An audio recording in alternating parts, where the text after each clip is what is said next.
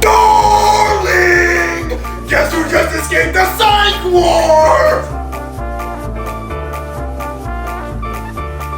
That's right, baby. It's your papa. Big Carrington's home from jail.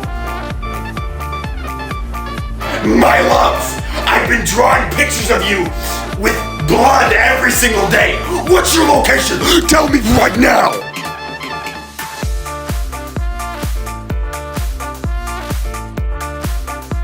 Do you not remember what happened to the first Uber driver? I told you, just take a cab or have your mom drive you. You do remember why I went to the mental ward after all, don't you?